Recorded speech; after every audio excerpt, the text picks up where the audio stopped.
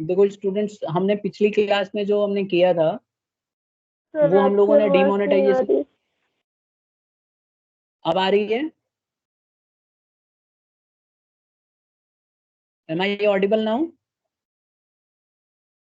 Yes sir. ठीक है। ठीक है, देखो पिछली क्लास में हम लोगों ने इंडस्ट्रियल पॉलिसी के बारे में पढ़ा था। ठीक है, तो इंडस्ट्रियल पॉलिसी में हमने पढ़ा था कि यहाँ पे ये वाला हमने टॉपिक किया था एलपीजी। ठीक है, जिसमें हमने पढ़ा था कि ये प्राइवेटाइजेशन किया गया, लिबरलाइजेशन किया गया और ग्लोबलाइजेशन किया गया। तो यहाँ तक अगर किसी को कोई डाउट है तो मुझे बताएं, फिर इससे आगे हम बढ़ेंगे। आज का जो हमारा टॉपिक है डीमोनेटाइजेशन। देखिए डीमोनेटाइजेशन क्या होता है। सबसे पहले आपको याद होगा 2016 में नवंबर में आप देखेंगे गवर्नमेंट ऑफ इंडिया यानी कि हमारे प्राइम मिनिस्टर जी आते हैं इवनिंग में और अनाउंसमेंट कर देते हैं सीधा ऑन 8th ऑफ नवंबर 2016 कि 500 और 1000 के नोट जो है अब एक लीगल टेंडर नहीं रहेंगे। उन्होंने बोला, मतलब लीगल टेंडर का मतलब होता है आप जो नोट जो है उनको बैन कर दिया गया। इससे प्रॉब्लम क्या हुई कि 86% ऑफ इंडियन करेंसी जो है सर्कुलेशन में इनवैलिड हो गई। उसकी कोई वैल्यू ही नहीं रही, कोई एक्सेप्ट ही नहीं करेगा उसको। तो इस तरह से उन्होंने कर दिया, the people has to deposit invalid currency into the bank. अब दिक्कत क्या होती है कि जब डीमोनेटाइजेशन कर दिया जाता है करेंसी का, तो लोगों को जाके और ना वो पैसा बैंक में जमा करना पड़ता है और एक पर्टिकुलर टाइम पीरियड दिया जाता है। और जितना मुझे याद है 2 महीने का टाइम दिया गया था ऑलमोस्ट। और उसमें अलग अलग टर्म्स एंड कंडीशंस थी कि कोई बाहर रहता है तो उसको ज्यादा टाइम दिया गया था। तो 2 मंथ का टाइम दिया गया था लोगों को कि आपके पास जो पैसा है 500 रुपए की नोट और 1000 की नोट, आप जाइए और जाके उसको बैंक में जमा कराइए अपने अपने अकाउंट में। अच्छा, उसमें भी एक लिमिट रख दी गई थी। अच्छा, अगर आप वो पैसे को समय रहते जमा नहीं कराओगे तो आपका वो पैसा लीगल टेंडर नहीं रहेगा, यानी कि आप उसको ना कुछ किसी काम का नहीं होगा, वो 0 रुपए हो जाए। ठीक है, तो अब आप सोच रहे होंगे कि सर ये हाँ डिमोनेटाइजेशन पहले भी हुआ है हाँ बिल्कुल, डिमोनेटाइजेशन अब से पहले भी हो चुका है और एक बार नहीं। डिमोनेटाइजेशन बेटा कई बार हो चुका है।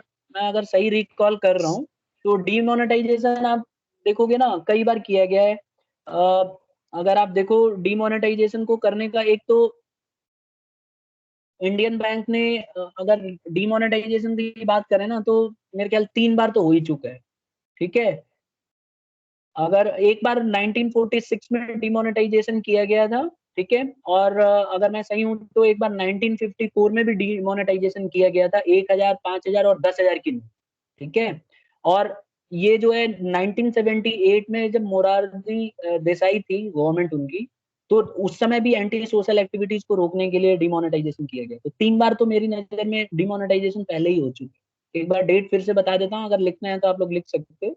1946 में पहली बार डिमोनेटाइजेशन किया गया था रिजर्व बैंक ऑफ इंडिया के द्वारा। और पता है इसमें 1000 और 10,000 की नोट को बैन कर दिया गया था, 1000 और 10,000 की नोट। अब उस समय ना 10,000 की नोट भी चल रही थी। ठीक है, उसके बाद फिर क्या किया, 1954 में भी डिमोनेटाइजेशन किया गया और उस समय किया गया था 1000, 5000 और 10,000 की नोट। और लास्ट में एक और किया गया 1978 में। उस समय जब मैंने बताया ना आपको मुरारजी देसाई थे, तो उस समय भी ये नोट को बंद किया। तो इससे पहले 2016 से पहले 3 बार नोट को बैन किया जा चुका है। ठीक है, हालांकि ये क्वेश्चन इतना डेप्थ में आपसे पूछेंगे नहीं, बट फिर भी अच्छा क्वेश्चन था कि भाई पहले हो चुका है। ठीक है, और कुछ पूछना है? नहीं सर। ठीक है, तो इससे पहले अगर आप देखो तो 3 बार बिल्कुल हो चुका है। अच्छा, लीगल टेंडर क्या होता है, मतलब ये नोट जो है लीगल टेंडर का मतलब क्या होता है बेटा, कोई बताएगा? जो लीगली मानना जाए सरकार के द्वारा। अच्छा, अगर जैसे यस मान सर। लो अभी 2000 की नोट है। ठीक है, अब मैं 2000 की नोट किसी को देता हूँ और मान लो उसको मैं दे देता हूँ भाई ये मेरे को ये वाला सामान खरीदना है। तो ये भी कह सकता है क्या कि ये ऐसे नोट बंडल मेरे पास घर में भरे पड़े हैं, मैं नहीं ले रहा, जा लेके जाए यहाँ से, ऐसे बोल सकते हो? निकला नहीं जाता है सर, सर, गैर नहीं हो कानूनी सकता। इलीगल गैर है। का इलीगल है ना। अच्छा, मतलब जैसे आप ये कहना चाह रहे हो कि सर अगर मैं ले जाके 2000 की नोट देता हूँ तो वो ये कह सकता है भाई चेंज नहीं है, आप कहीं से चेंज कराओ। लेकिन वो ये नहीं बोल सकता कि मैं बहुत अमीर हूँ और मैं ऐसे पता नहीं नोट मैं खुद ही घर में छाप लूंगा, ये सब तो बोल नहीं सकता वो। उसको एक्सेप्ट करना पड़ेगा। अगर वो एक्सेप्ट करने से मना करता है तो हम उसके खिलाफ एफआईआर कर सकते हैं और उसको पुलिस टांग के ले जाएगी, जेल में बंद कर देगी। ठीक है, तो इसीलिए इसके ऊपर पहले ही लिखा रहता है कि गवर्नमेंट इस सर पे मतलब। हाँ बीच में ये चल गया था कि वो एक का जो छोटे वाला सिक्का था वो लोग नहीं ले रहे थे, ऐसा हो रहा था। देखो, इंडिया में तो अभी वैक्सीन भी नहीं ले रहे, दिक्कत ये है। प्रॉब्लम क्या है ना, इंडिया में आप देखोगे, खबर में जो अफवाह फैला देते हैं ना लोग, तो वो अफवाह बहुत भयंकर फैलती है। अब वो अफवाह फैला दी थी कि भाई इस तरह की जो है खत्म होने वाला है, इसके ऊपर डिमोनेटाइजेशन होगा, तो लोगों में डर हो जाता है। तो दुकान वालों ने मना करना शुरू कर दिया था। मैं मुझे याद है, अभी मैं लेके जाता था, 1 रुपए का सिक्का देने पे टेंशन में आ जाते थे, भाई ये दूसरा दे दो। तो उनको यही डर था कि पता नहीं उनके दुकान में इकट्ठा हो जाएगा ज्यादा, तो फिर बिकेगा नहीं, तो दुकान वालों ने ज्यादा अल्लाह अल्लाह मचवाया था। एक्चुअली में जब बैन करती है गवर्नमेंट कोई भी करेंसी, तो करेंसी बैन करती है तो टाइम देती है, आप उतने समय में ले जाके उसको जमा करा सकते हो, ऐसा नहीं है कि आप जमा नहीं करा सकते। अब दिक्कत कहाँ आती है, इसको समझना पड़ेगा आपको। दिक्कत पता है क्या आती है, जो चीटर होते हैं ना, बेईमानी करने वाले लोग, इनको दिक्कत हो जाती है। क्योंकि वो क्या करते हैं, देखो वो ना अपने बैंक में पैसा जमा नहीं करते, जो भी वो कमाते हैं। जैसे सपोज करो, मान लो मेरी इनकम, मान के चलो कि मेरी इनकम सपोज करो 45,000 है, सपोज कीजिए, ठीक है। तो मैं 45,000 के हिसाब से अगर मैं 12 महीने में कैलकुलेट करूँ, तो अगर 10 महीने में देखो तो 4,50,000 हो गए, और ऑलमोस्ट 5,50,000 के करीब हो गए, ठीक है, ऑलमोस्ट। तो मेरी इनकम है वो दिख रही है, क्योंकि मेरी जो सैलरी है वो सीधा मेरे बैंक अकाउंट में जाएगी। अब गवर्नमेंट ऑफ इंडिया को, यानी कि बैंक के थ्रू, उसको पता है कि मैं 5.5 लाख रुपए कमाता हूँ। तो जब मुझे टैक्स देना पड़ेगा, तो मुझे मेरे अमाउंट पे टैक्स देना पड़ेगा, जो मैं इनकम अर्न कर रहा हूँ उसके ऊपर मुझे टैक्स देना पड़ेगा। अंडरस्टूड? तो गवर्नमेंट को पता है। अब मान लो कि मैं अलग से कमाई कर रहा हूँ कहीं से, सपोज कीजिए, सपोज करो मैं अलग से कहीं और बिजनेस चला रहा हूँ और उससे कमा रहा हूँ, और उसमें मैं कमा रहा हूँ 10 लाख रुपए साल की, तो मेरी एक्चुअल इनकम तो 15 लाख समथिंग हो गई ना। तो मुझे टैक्स ज्यादा देना चाहिए, लेकिन मैं गवर्नमेंट ऑफ इंडिया को टैक्स दे रहा हूँ 5,50,000 के हिसाब से। तो ऐसे में गवर्नमेंट, अब मैं क्या करूंगा, मैं अपने ये वाला जो मेरी इनकम है 10 लाख रुपए की, इसको मैं बैंक में जमा नहीं करूंगा, क्योंकि मैं फंस जाऊंगा। अगर मैं बैंक में जमा करता हूँ, तो बैंक वाले मेरे को बोलेंगे कि ये इतनी सारी इनकम आ कहाँ से रही है भाई, टैक्स दो। मतलब मेरी इनकम 1 साल में ज्यादा हो जाएगी ना, तो मुझे टैक्स ज्यादा देना पड़ेगा। और आपको पता है कि अगर मेरी इनकम 10 लाख से ऊपर है, तो गवर्नमेंट के कुछ रूल्स होते हैं कि 10%, 15%, 20%। जैसे कंपनियों की इनकम बहुत ज्यादा होती है, तो उसको सर 28 से कोई 30%। स्टॉक से कमा रहा है, शेयर से कमा रहा है तो? बेटा, स्टॉक से और शेयर से अगर आप कमाते हो, तो आपकी जो इनकम होती है ना शेयर्स के थ्रू, वो आपके डीमैट अकाउंट में चली जाती है। और डीमैट अकाउंट लिंक होता है आपके बैंक अकाउंट से, और बैंक अकाउंट में आपने पैन नंबर दिया होता है। तो जब आप टैक्स भरोगे, तो गवर्नमेंट ऑफ इंडिया को पता चल जाएगा कि आपने शेयर्स के थ्रू इतने रुपए का कमाई करी है, तो उसके ऊपर गवर्नमेंट आपसे टैक्स काट लेगी। आगे समझ? हाँ सर। हाँ, और बताओ। यानी कि आप जहां से भी कमाते हो ना, गवर्नमेंट उसके ऊपर ट्रैक रखना चाहती है। अब इससे बचने का कई सारे तरीके हैं वैसे तो, लेकिन जो सबसे इंपॉर्टेंट तरीका है, जैसे देखो करप्शन। करप्शन में क्या होता है, जैसे मान लो एक सरकारी कर्मचारी है, ठीक है। अब वो अगर ईमानदार है तो ठीक है, वो उसकी सैलरी आ रही है, उसका रिकॉर्ड है गवर्नमेंट के पास। मान लो वो करप्शन करता है, ठीक है, अपने काम को करने के लिए, क्योंकि उसके पास पावर्स ज्यादा है, तो अपने काम को करने के लिए दूसरे से अलग से अंडर द टेबल पैसा ले लेता है, 1 लाख 2 लाख, महीने में 10-10 लाख कमा रहा है, तो उसकी इनकम करोड़ों रुपए हो जाएगी। तो आपको क्या लगता है कि वो ले जाके बैंक में जमा कराएगा ये 1 करोड़? हाँ या ना? यही सर। नहीं क्या सर। कर, अच्छा बताओ, सोच के देखो, मान लो आप ही हो ये व्यक्ति, तो क्या करोगे, मतलब पैसे को कैसे बचाना चाहोगे? देखता हूँ कौन कौन बच्चे अपना जवाब देते हैं, इंटेलिजेंट वाला दिमाग। सर एक बार वापस से कह देना। दूसरे के अगर बैंक आप, प्रॉपर्टी लेकर, कर सकते हैं। मान लो आपकी इनकम प्रॉपर्टी ले 10 लाख, लेंगे, एसेट। सुनो, 10 लाख की इनकम है आपकी पूरे साल की, तो चलो ठीक है, गवर्नमेंट की नजर में है ये सब। अब आप अलग से 20 लाख रुपए कमाते हो पूरे साल के, और ये चाहते नहीं हो कि बैंक में जमा, बैंक में तो जमा करा नहीं सकते, कराओगे तो आपको रिकॉर्ड में आ जाओगे आप। तो आप क्या क्या स्टेप्स लोगे इससे बचने के लिए? हाँ, एक पहले, one by one. Sir acids दूसरे के खरीद बैंक लेंगे। एक बच्चा सर कह रहा है दूसरे कि, के नाम से। वन बाई वन देखो, एक स्टूडेंट कह रहे हैं कि सर एसेट खरीद लेंगे, जमीन खरीदने के लिए कह रहे हो बेटा? हेलो? Yes sir. ठीक है, अगर आप जमीन खरीदोगे, तो तो आपको ये तो पता होगा कि रजिस्ट्रेशन कराना पड़ता है जमीन का। तो जब आप रजिस्ट्रेशन कराओगे तो आप तो वैसे ही फंस जाओगे। रजिस्ट्रेशन कराओगे तो गवर्नमेंट को पता चल जाएगा कि आपने इतने रुपए का जमीन खरीदी है। तो जब आप जमीन खरीदते हो तो गवर्नमेंट टैक्स चार्ज करती है आपसे, रेवेन्यू चार्ज करती है ना, प्रॉपर्टी टैक्स लगता है। तो वहां आप फंस जाओगे और गवर्नमेंट के रिकॉर्ड में भी रहेगा कि इतने की जमीन आपने खरीदी। आप बताइए। सर जितने भी घर में लोग हैं ना, मतलब हाँ कि चाचा चाची वगैरह सब हो गए ना, हाँ सभी हाँ के हाँ। ऐसे सभी के नाम से शेयर्स खरीद लेंगे, सभी के नाम से जमीन खरीद लेंगे, सभी के नाम से इन्वेस्टमेंट करा देंगे बैंक में। Very good very good. तो ठीक है, आप ये कह रहे हो कि सर अपने नाम से नहीं करेंगे, दूसरों के नाम से करेंगे, ये कह रहे हो? हाँ सर। चलो एक रास्ता तो ये अपनाते हैं लोग, तो बेईमानी करते हैं ना, ये रास्ता वो अपनाते हैं। लेकिन एक बात ध्यान रखना, अगर चाचा चाची मामा मामी नाना नानी के नाम पे जमीन खरीदोगे ना बेटा, तो इंडिया में इतने ईमानदार लोग नहीं है, आखिरी लात आप ही को लगेगी। ठीक है, पैसे उड़ा देंगे वो, बाद में जमीन देने से मना कर देंगे, तब क्या करोगे? जैसे टैक्स तो जब भी देना पड़ेगा। सर हाँ, भरोसेमंद टैक्स लोगों को। भरोसेमंद बेटा 2 साल 3 साल में भरोसा तोड़ देते हैं। सर कैश भी तो घर पे रख सकते हैं। हाँ ये हुई ना बात। अब ये बच्चा देखो शैतानी दिमाग ये लग रहा है ना। तो आप मान लो आपने 10 करोड़ या मतलब 3 साल की कमाई आपने रख ली, 40 लाख रख ली, मान लिया मैंने। अब सडनली आके गवर्नमेंट ने जो है डिमोनेटाइजेशन कर दिया। प्रधानमंत्री शाम को आते हैं और आके अनाउंसमेंट कर देते हैं कि भाई मैं कर रहा हूँ डिमोनेटाइजेशन, 12 बजे रात के बाद आपके पैसे जो है इलीगल हो जाएंगे, आप बैंक में जमा कराइए, 2 महीने का टाइम दिया जाता है। अब बैंक में जमा कराओगे तो फंसोगे, बैंक वाले कहेंगे यार 20 लाख रुपए कहाँ से आए बताओ मुझे, ये जो 20 लाख रुपए आप जमा करा रहे हो किसने दिए हैं आपको? अब दूसरा कोई तो देने से मना करेगा ही, आप वो बताएगा बोलेगा मैंने तो दिया नहीं, मैं क्यों अपना नाम लिखवाऊं? तो आप फिर फंस जाओगे। आप 20 लाख जमा कराओगे, गवर्नमेंट कहेगी अच्छा तुम्हारी इनकम इस साल 20 लाख की हुई है तभी तो घर में 20 लाख रुपए रखे हैं। तो आप बोलोगे नहीं सर मेरी तो मैंने अपनी इनकम में से रखी है।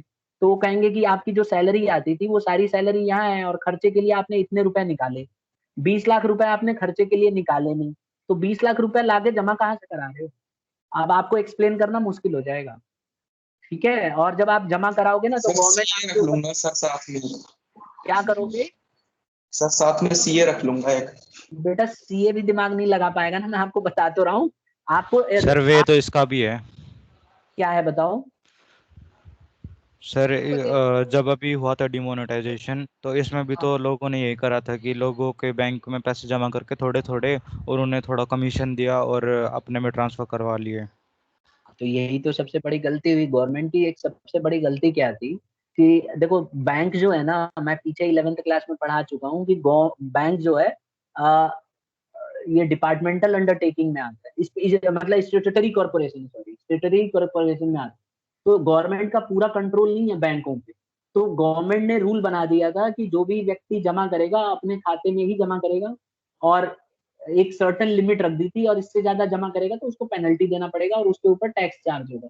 तो लोगों ने क्या किया, दूसरों को लालच देके कमीशन देके कि भाई चल मैं मेरे नाम से तू 2 लाख रुपए जमा कर ले और थोड़ा सा मैं कमीशन दे दूंगा और तू अपने खाते में जमा कर ले, बाद में मुझे पैसे दे। तो ऐसे कई लोगों ने कर दिया, बेईमानी कर दिया, और बैंक मैनेजर भी कोऑपरेट कर रहे थे। अगर बैंक मैनेजर नहीं मिले होते तो ये चीज नहीं हो पाती। तो इलीगल एक्टिविटी करने में ये इस तरह के काम करते हैं। तो आपको समझ में आ गया होगा कि डिमोनेटाइजेशन क्यों किया गया था। मेरा मतलब बेसिक जो इस डिस्कशन का मेन ये था एम मेरा, कि आपको एक फीलिंग आए कि सर डिमोनेटाइजेशन कितना अच्छा चीज है और कितना इंपॉर्टेंट है। तो देखो बेटा डिमोनेटाइजेशन में होता क्या है, हम पीछे डिस्कस कर चुके हैं कि डिमोनेटाइजेशन एक ऐसा तरीका है जिसके अंदर जो गवर्नमेंट है वो आके नोट को बंद कर देती है और वो नोट मार्केट में आप चला नहीं सकते, वो रद्दी हो जाता है। अब दूसरा तरीका क्या है कि आपको वो जाके पैसे जमा कराने पड़ते हैं। तो जमा कराओगे तो गवर्नमेंट की रिकॉर्ड में आ जाएगा और वो पैसा जो है बैंक में आ जाएगा और सर्कुलेट हो जाएगी। एक बच्चे ने ये भी राय दी थी कि सर बहुत सारा पैसा हम घर में रखेंगे। तो यही लोग करते थे। अब गवर्नमेंट ने जानबूझ के ये काम किया। जैसे ही डिमोनेटाइजेशन किया तो जो अरबपति हैं करोड़पति हैं जिन्होंने घर पे पैसा रख रखा छिपा के, अब वो दोनों तरफ से फंस गए। अब या तो उनको दूसरों के थ्रू पैसा जमा कराना पड़ा, और ये इतना आसान काम नहीं था जितना आप लोग सोच रहे हो। इसमें भी एक लिमिट रखी थी। अब जिसके पास करोड़ों रुपए हैं उसके कितने दोस्त मिलेंगे जो अपने बैंक अकाउंट में पैसा जमा करेंगे? नुकसान तो हुआ ना उसका। दूसरी बात, जो उसका पैसा घर में पड़ा हुआ था बिना मतलब का, वो पैसा बैंक में पहुंच गया। अब बैंक को पता चल गया कि इतना पैसा मतलब मार्केट में बेईमानी करके छिपा रखा है। दूसरी चीज, कई लोग जमीन खरीदते थे जमीन खरीदने वाले लोगों ने, जमीन खरीदने से मतलब उस समय आज की भी डेट में आप देखो, जो जो लोग बेईमानी के पैसे से जमीन खरीदते थे दूसरे के नाम से, वो पैसा अब फंस गया। गवर्नमेंट ने अब एक और सिस्टम लेके आई है कि जिसकी 2 से ज्यादा प्रॉपर्टी है वो सीज कर देगी अगर दूसरे के नाम से है, अनजान नाम से है। तो इस तरह के एक्ट से आप काम को रेस्ट्रिक्ट कर सकते हो और आप जो है करप्शन को रोक सकते हो। तो देखो डीमोनेटाइजेशन का एम क्या था, क्वेश्चन कई बार आता है कि what was the aim of demonetisation. तो इसका पहला एम होता है कर्ब करप्शन, करप्शन को आप रोक सकते हो काफी हद तक। दूसरा, फेक नोट, नकली नोट को आप बंद कर सकते हो। अब देखो नकली नोट मार्केट में बहुत चल गई थी, 1,000 की नकली नोट बहुत आ गई, तो और 500 की नकली नोट खूब चलने लगी। तो जब भी आदमी घर से लेके जाएगा बैंक में जमा कराएगा 500 की और 1000 की नोट, तो बैंक वाले तो उसको चेक करके पकड़ लेंगे, उनके पास मशीन होती है, तो वो फेक नोट का पता चल जाएगा और जितने भी नकली नोट बना रहे हैं लोग वो फंस जाएंगे। क्योंकि जब डिमोनेटाइजेशन किया जाता है तो नए नोट लाए जाते हैं और उसका कागज भी चेंज किया जाता है और उसमें डिजाइन में भी चेंज कर देते हैं। तो जो नकली नोट बनाने की जो फैक्ट्री होती है और जो गलत तरीके से लोग नकली नोट बना रहे होते हैं उनका कारोबार ठप हो जाता है। दूसरा, use of currency for illegal activities like terrorism.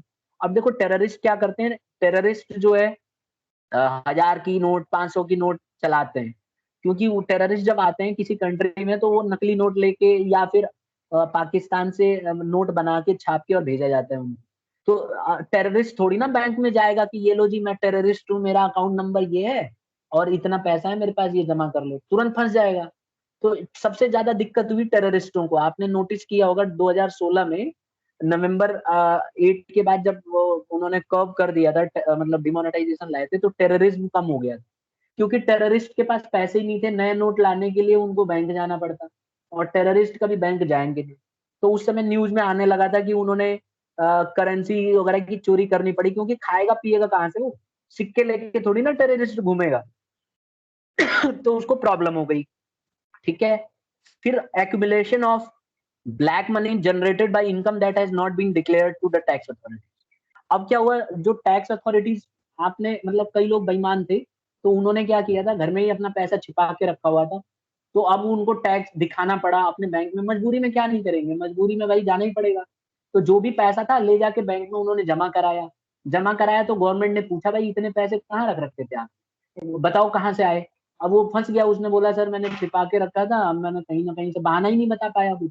तो गवर्नमेंट ने बोला ठीक है बेटा, इतनी इनकम है तेरी, पीछे के जितने भी साल है ना पीछे तक का टैक्स ले लिया उससे। अच्छा, गवर्नमेंट को भी फायदा हो गया और गवर्नमेंट के पास खूब सारा पैसा भी आ गया।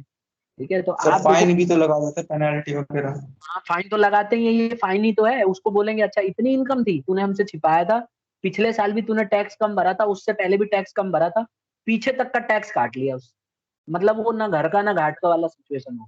इसीलिए आपने देखा होगा न्यूज में कई लोगों ने नहरों में नदियों में पैसे बहा दिए थे। ठीक है, अब कई बार गड्डियां तैरते हुए नदी में जा रही थी भाई, क्योंकि बैंक में जा नहीं सकते, फंस गए बेचारे। अब उनको मजबूरी में नदी के हवाले करना पड़ा, गरीबों को दे सकते थे, देते तो फंसते। तो ये चीजें हुई। यहाँ तक सबको क्लियर हो गया? Yes sir.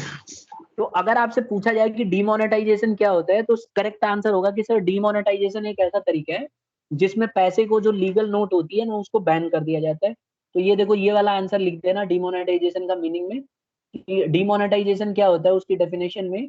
अगर आप यहाँ पे, मैंने लिखा नहीं है, डीमोनेटाइजेशन की डेफिनेशन आप लिख सकते हो कि demonetisation is an act of cancelling the legal tender status of currency unit in circulation. ठीक है, यानी कि डिमोनेटाइजेशन एक ऐसा एक्ट है जिसमें लीगल टेंडर को कैंसिल कर दिया जाता है और स्टेटस को खत्म कर दिया जाता है, ठीक है, सर्कुलेशन के अंदर। अच्छा, डिमोनेटाइजेशन की पॉलिसी क्या थी वो मैंने आपको यहाँ से बता दिया है कि डिमोनेटाइजेशन को क्यों किया जाता है। एक तो करप्शन को बंद करने के लिए, फेक नोट को बंद करने के लिए, इलीगल एक्टिविटी को खत्म करने के लिए जैसे कि टेररिज्म, ठीक है, ब्लैक मार्केट, ब्लैक मनी, ये सब को खत्म करने के लिए ये सब किया जाता है। अब आ जाता है कि इसके फीचर्स क्या हैं, डिमोनेटाइजेशन की खूबियां क्या है, मतलब इसके क्या क्या फीचर्स हैं। तो देखो एक एक करके डिस्कस कर लें। सबसे पहला इसका फीचर ये है कि टैक्स एडमिनिस्ट्रेशन टूल का काम करता है। One of the feature of demonetization या aim of demonetization is a tax administration tool. It acts as a tax administration tool. The people who have black money had to declare their unaccounted wealth and pay taxes at penalty rate. जैसे कि मैंने बताया, जिन लोगों ने पैसे छिपा के रखे हुए थे, चोरी करके रखे हुए थे, उनको जाके बैंक में जमा कराने पड़े अपने पैसे। तो जब बैंक में उनके पैसे जमा हुए तो उनसे बैंक वालों ने पूछा, उनके पास लेटर आया बकायदा, उनको लिख के देना पड़ता था। उसमें पहले ही बना रखा था रूल कि अगर आप 2 लाख से ज्यादा जमा करते हो तो आपको लिखित में देना पड़ेगा कि ये पैसा आपके पास अगर है तो कहाँ से आया। तो आपको बकायदा उसमें बताना पड़ता था कि ये इनकम मेरी फलाना जगह से आई है। तो ये अनअकाउंटेड वेल्थ आपको देना पड़ा और पेनल्टी रेट पे देना पड़ा, ठीक है। तो आपको पेनल्टी भी देनी पड़ी साथ में गवर्नमेंट को। तो कई लोगों ने पेनल्टी दिया, अगर आप देखोगे बहुत सारे लोगों को टैक्स देना पड़ा, ठीक है। तो अब आज की डेट में सब लोग नोटिस में आ गए हैं। अब गवर्नमेंट के पास देखोगे आप, टैक्स भी बहुत ज्यादा कलेक्शन हो रहा है और बहुत सारा मतलब लोग जो फ्रॉड कर रहे थे ना, वो सब पकड़े गए। नंबर 2, इसका दूसरा एम क्या होता है? To stop tax evasion. कोई बच्चा मुझे बताएगा टैक्स इवेजन क्या होता है? What is tax evasion?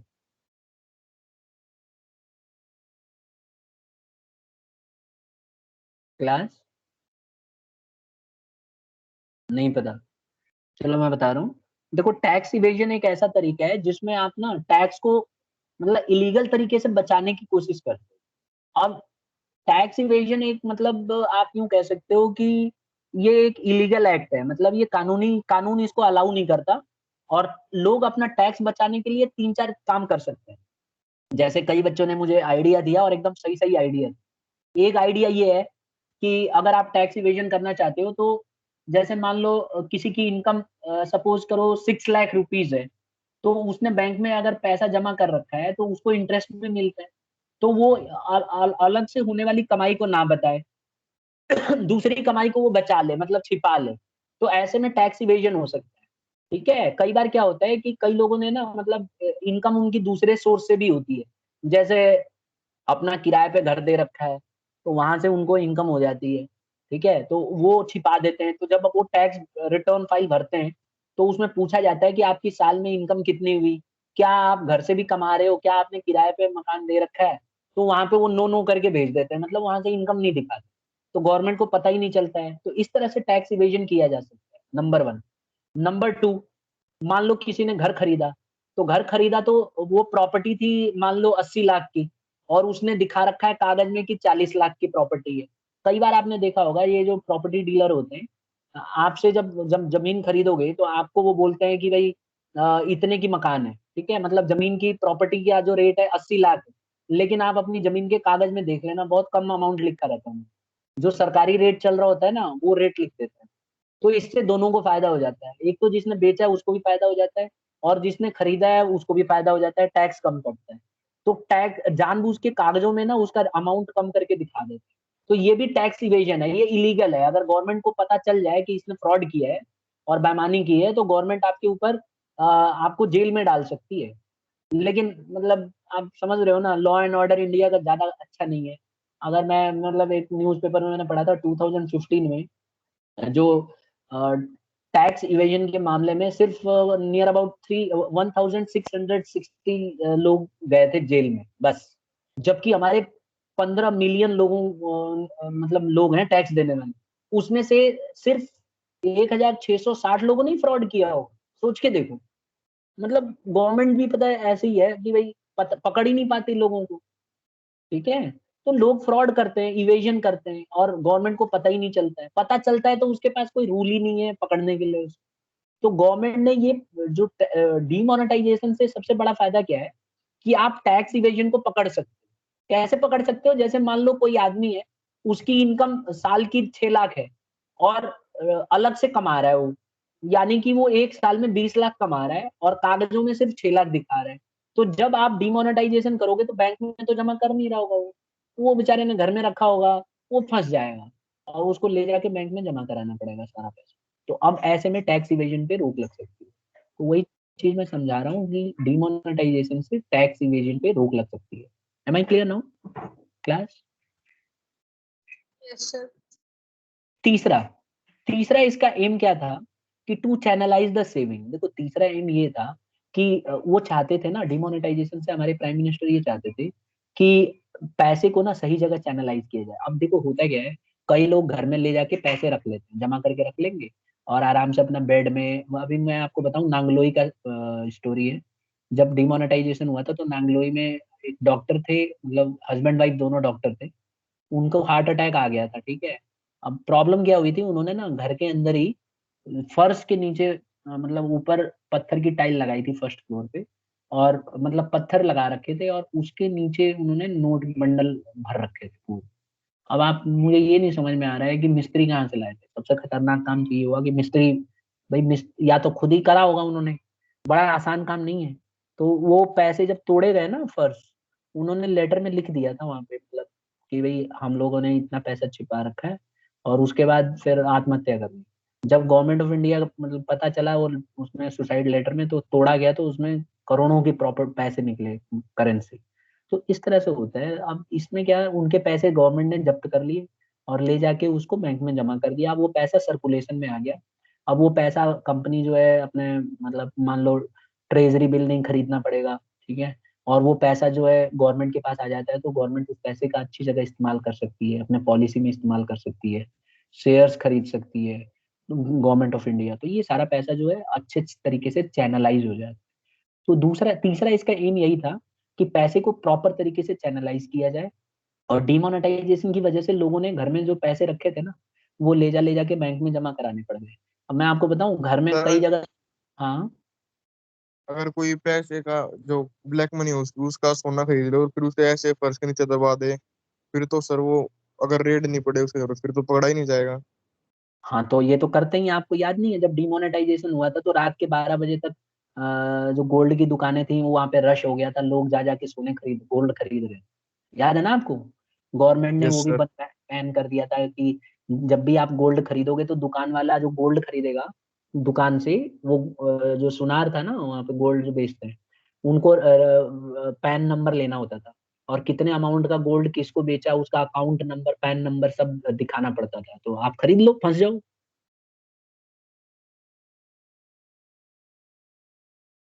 इसीलिए तो रात को रेड पड़ी थी और कई। किसी ने पहले खरीद रखा हो तो। पहले खरीद रखा है तो आपके पास कागज होंगे ना, आपने जब खरीदा होगा तो आपने पेमेंट किया होगा। तो आप, गोल्ड एक ऐसा तरीका है, लोग गोल्ड जानबूझ के तो खरीदते हैं। आप चले जाओ केरल में, केरल में इतना गोल्ड खरीदते हैं कि पूछो मत। वहां की लड़कियों की मौज है बिल्कुल। वहां पे घर घर में गोल्ड है, मतलब यहाँ पे आज जितनी हमारी प्रॉपर्टी है ना, इतने का वो गोल्ड खरीद के बैठे हैं केरल वाले। क्योंकि देखो, इंडिया में कहा जा रहा है दुनिया में सबसे ज्यादा गोल्ड ना इंडिया के पास है, लेकिन वो रिकॉर्ड में ही नहीं है।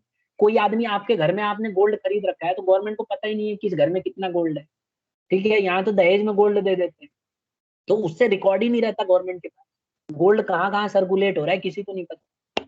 इसीलिए तो जब मार्केट डाउन होती है तो गोल्ड के रेट अप होते हैं, क्योंकि गोल्ड की डिमांड बढ़ जाती है, लोग गोल्ड खरीदना पसंद करने लगते हैं। तो जब गवर्नमेंट ने डिमोनेटाइजेशन किया तो गोल्ड में रूल बना दिया कि गोल्ड खरीदोगे तो आपको पैन नंबर देना पड़ेगा, इतने से ज्यादा कीमत की गोल्ड नहीं खरीद सकते आप। और खरीदोगे तो आप अपना अकाउंट नंबर दो, और वो दो पैन नंबर। पैन नंबर में सारे आजकल लिंक है, पता चल जाएगा गवर्नमेंट। तो वो पैसा अच्छे से प्रॉपर चैनलाइज होगा। फिर लोगों ने मजबूरी में जाके बैंक में जमा करा है, क्योंकि वो रुपए का किस काम का, वो रुपए तो चलेगा नहीं। सुनार ने भी मना कर दिया, क्योंकि उसको भी तो जाकर बैंक में जमा कराना पड़ेगा पैसा। तो वो भी फंस जाएगा, उसको बताना पड़ेगा ये पैसा कहाँ से मैंने आया। वो बोलेगा फलाना से मैंने खरीदा बेचा था गोल्ड, तो वहां से आया। अच्छा, वो फलाना का रिकॉर्ड दो पूरा, फंस जाएगा वो। आगे बढ़ते हैं। चौथा एम क्या था? Cashless economy. देखो, सरकार ये चाहती थी डिमोनेटाइजेशन के थ्रू कि कैशलेस इकोनॉमी आ जाए। अब इससे क्या हुआ, आपने देखा होगा आज की डेट में हम लोग, देखो कैशलेस इकोनॉमी आ गई है। हम लोग यूपीआई का यूज करते हैं, आप अमेजोन का यूज करते हो, और मतलब पेमेंट करते हो तो आप देखते ही हो आजकल बहुत सारे ऑप्शंस आ गए। तो कैशलेस इंडिया बनाने की कोशिश की गई, ई वैलेट्स आ गए, पॉइंट ऑफ सेल्स मशीन आ गई। आप दुकान में जाते हो आजकल, कार्ड स्वैप करने का होता है, बस सीधा सीधा। तो लोगों का रिकॉर्ड रहता है गवर्नमेंट के पास, दुकान वालों का पता रहता है कि कितना बेच रहे हैं। अब पता है, नजफगढ़ में देखो छोटी छोटी टुइया टुइया दुकान है, पता है उनकी सेल कितनी होती है? पूरे एक एक दिन में लाखों का सामान बेच देते हैं। और गवर्नमेंट ऑफ इंडिया को पता है क्या बोलते हैं? जी हमारी इनकम 10,000 है, 15,000 है। अच्छा, उनकी इनकम पता है कितनी है? लाख लाख रुपए महीने की है। मतलब मुझे पता चला है नजफगढ़ में तो 70,000 80,000 रुपए की तो उनका ये अपना रेंट जा रहा है, ठीक है, तो आप खुद ही अंदाजा लगा लो, अगर कोई आदमी 60-70 हजार रेंट दे रहा है महीने का, तो उसकी इनकम कितनी होगी, सोच के देखो। ठीक है, लेकिन पता है गवर्नमेंट ऑफ इंडिया को क्या बताते हैं, गवर्नमेंट ऑफ इंडिया को कहते हैं हमारी इनकम 20 हजार है, 25 हजार है। ठीक है, कई तो अपनी दुकान क्लास में भी हैं जो, जिनको पता होगा अच्छे से पर्सनली, है कि नहीं। अब वो बोलेंगे नहीं क्योंकि भाई खतरा हो जाएगा। ठीक है, तो ऐसे ऐसे कई बार होता है इस तरह से। तो गवर्नमेंट चाहती थी डिमोनेटाइजेशन से कैशलेस इकोनॉमी बनाने की। अभी भी मैं मार्केट जाता हूँ ना, तो ऑनलाइन पेमेंट करता हूँ, तो दुकान वाले थोड़ा सा ना उनकी शक्ल देखने लायक रहती है। मतलब वो चाहते नहीं, अगर आप ज्यादा अमाउंट का पेमेंट करोगे ना, तो कई बार वो बोलते हैं सर कैश है तो कैश ही दे दो, क्योंकि वो छिपाते हैं। अगर इमेजिन करो सारे कस्टमर दुकान में जाएं और जाके वो ऑनलाइन पे करें, कैशलेस पे करें, तो ऐसे में रिकॉर्ड आ जाता है गवर्नमेंट के पास कि इस आदमी ने इतने सामान बेचे पूरे इसमें महीने में। तो गवर्नमेंट को पता चल जाता है यार इतने का बेच रहा है, तो इतनी तो इनकम होगी इसकी, तो फंस जाएगा दुकान वाला। तो इसीलिए दुकान वाले चाहते हैं कि कैश ट्रांजैक्शन। तो अगर आप ईमानदार हो और आप चाहते हो कि दुकान वाले फ्रॉड ना करें गवर्नमेंट के साथ, तो आपको कोशिश करना चाहिए ऑनलाइन पेमेंट करने की। ठीक है, अगर आप ऑनलाइन पे करोगे तो सर आपका भी सबका इनकम पता करके सर गवर्नमेंट को सभी का इनकम पता लग जाएगा, तो उसका सर गवर्नमेंट क्या करेगी, उसका इनकम पता कर नेशनल इनकम निकाल मतलब। नहीं नहीं नहीं नहीं नहीं, अगर गवर्नमेंट को आपकी इनकम का पता होगा तो ऑटोमेटिक टैक्स आपको भरना पड़ेगा, आपकी टैक्सेबल इनकम दिखेगी वहां पे। तो हर एक नागरिक अगर प्रॉपर टैक्स भरेगा तो गवर्नमेंट के पास अच्छा पैसा आ जाएगा, तो इससे हमारी इकोनॉमी अच्छी चलेगी। मतलब जो फ्रॉड करने वाले लोग हैं वो खत्म हो जाएंगे। आपको पता है कई ऐसे देश हैं जो कैशलेस हैं, बिल्कुल कैशलेस, मतलब वहां पे ना करेंसी है ही नहीं, नाम मात्र की करेंसी। तो वहां जब करेंसी नहीं है तो आपको ऑनलाइन पे करना पड़ता है। 2 रुपए का सामान खरीदोगे तब भी ऑनलाइन पेमेंट करोगे, तो ऐसे में कोई फ्रॉड कर ही नहीं पाएगा। अब इमेजिन करो किसी को घूस लेना है, ठीक है, किसी को करप्शन करना है, तो सरकारी कर्मचारी है, मान लो 1 लाख का घूस ले रहा है, तो कैश रहेगा ही नहीं, तो वो बोलेगा ठीक है मेरे अकाउंट में ट्रांसफर कर दो। तो उससे पूछा जाएगा ना कि भाई ये 1 लाख रुपए कहाँ से आए, फंस जाएगा ना, उसको खतरा रहेगा। ठीक है, कल को हो सकता है जिसने उसको वो दिया है, घूस दिया है, वही कल जाके एफआईआर करा दे, तो फिर रिकॉर्ड में आ जाएगा कि भाई 1 लाख रुपए इसने लिए थे। अब उससे पूछा जाएगा भाई किस लिए लिए थे बता, अब उसका बताना मुश्किल हो जाएगा। उसने कुछ बेचा नहीं होगा तो पैसा कहाँ से आया, किस बात का आया, उसको प्रूफ देना पड़ेगा, फंस जाएगा। आ गया समझ में। हाँ यस सर। सर। तो इसका एम ये भी था बेटा, अब उसका फायदा भी हुआ है पता है। जब डिमोनेटाइजेशन हुआ तो लोगों ने, पता है, ये आजकल के जो यूथ है, आप देखोगे ऑनलाइन ट्रांजैक्शन बहुत करते हैं हम लोग, जैसे फ्लिपकार्ट या कोई भी सामान आप मंगाते हो, ज्यादातर हम लोग ऑनलाइन ट्रांजैक्शन करते हैं। तो ये अच्छी चीज है और ये कल्चर बढ़ाना चाहिए। इसकी कई वजह है। ऑनलाइन ट्रांजैक्शन, एक तो देखो नोट बनाने के ना बहुत पैसे लगते हैं, अगर आप जानते हो नोट बनाने में बहुत पैसा लग जाता है, तो उसका भी एक नुकसान है। अगर मैं आपको दिखाना चाहूँ स्लाइड से, पहले ये देख लेते हैं एक बार, फिर मैं टाइम क्योंकि ओवर हो रहा है, अगले क्लास में डिस्कस करेंगे। तो डिमोनेटाइजेशन से देखो ये 6 इफेक्ट आए सीधा सीधा। पहला, मनी का decline in cash transaction, cash transaction कम हो गए, बैंक डिपॉजिट बढ़ी, लोगों ने ले जाके बैंक में पैसे जमा करे और लोगों की फाइनेंशियल सेविंग भी हुई। जब आप बैंक में पैसा जमा कर देते हो तो कम खर्च करते हो, बार बार निकालने में आपको आलस आती है। दूसरी चीज हुई प्राइवेट वेल्थ। देखो लोग जो अपना जमीन उमीन खरीद रहे थे ना, उसमें कमी आ गई। आप देखो जमीन के रेट डाउन हो गए, क्योंकि जितने भी बेईमान लोग थे, फ्रॉडी लोग थे, वो घर में पैसे रखते थे, जो काली कमाई का पैसा था, और उससे जमीन उमीन खरीदते थे। तो जमीन खरीदने में डिक्लाइन हो गया, क्योंकि आजकल आप जमीन खरीदोगे तो गवर्नमेंट को पता चल जा रहा है। ठीक है, notes were not return and real estate prices, दिक्कत हो गई। लोग जो बेईमानी के पैसे इकट्ठे करते थे वो ले जाके और बड़े बड़े डीलर को दे देते थे, रियल एस्टेट में लगा देते। अब रियल एस्टेट वालों ने देने से मना कर दिया, उन्होंने बोला भाई अपने पैसे वापस लो। उन्होंने बोला हम क्या करेंगे लेके, पैसा जाएंगे बैंक में जमा कराना पड़ेगा। उन्होंने बोला हमें नहीं पता, आप ले लो भाई अपने पैसे, हम नहीं जानते। तो पैसे वाले लोगों से जाके पूछो उनको कितना नुकसान हुआ है। अब वो बात अलग है कि वो किसी को बताते नहीं है, अपना दुखड़ा अपने दिल में लेके रखते हैं, किसको बताएंगे।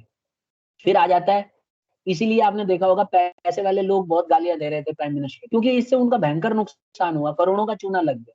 तो जितने भी फ्रॉडी थे, पॉलिटिकल पार्टीज थी, कांग्रेस वाले देखो कितना दुखी थे।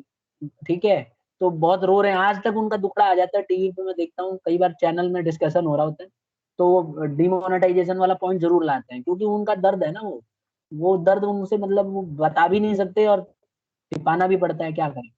अच्छा, नेक्स्ट है पब्लिक सेक्टर वेल्थ। इस पे कोई इफेक्ट नहीं पड़ा, मतलब हॉस्पिटल इनसे कोई इफेक्ट नहीं पड़ा। डिजिटाइजेशन, भाई डिजिटाइजेशन से नए नए यूजर आ गए, आप जैसे हम जैसे लोग नए नए ऑनलाइन ट्रांजेक्शन करने लगे लोगों ने। अच्छा, रियल एस्टेट की भाई बुरी हालत हो गई है, प्राइस इसके डिक्लाइन हो। टैक्स कलेक्शन, देखो गवर्नमेंट को ना बहुत पैसा फायदा हुआ है। गवर्नमेंट क्या, अगर आप देखोगे, आप ये नेट पे सर्च करना, गूगल पे, आप देखोगे इनकम टैक्स जो है कलेक्शन गवर्नमेंट का बढ़ता जा रहा है। ठीक है, तो इससे बहुत फायदा हुआ है। आप देखोगे जीएसटी में भी 1.5 लाख करोड़ का फायदा हुआ, मतलब 1.5 लाख करोड़ का कनेक्शन हुआ है इसमें कोरोना काल में। तो अब आप इससे अंदाजा लगाओ, गवर्नमेंट ने बहुत ज्यादा कमाया है। और ये अच्छा चीज भी है, गवर्नमेंट के पास टैक्स आएगा तभी तो वो जाके लोगों को सुविधा देगी, तो इससे बहुत फायदा हुआ है। ठीक है ना। अब अगर आप देखो, इससे एक सबसे बड़ा फायदा जो मुझे लगता है कि करेंसी कम छापनी पड़ रही है। आपने पढ़ा होगा इकोनॉमिक्स में, करेंसी आपको मैं दिखाऊं, देखो करेंसी का रेट क्या है, rate of currency, currency manufacturing, मैं ऐसे लिख देता हूं,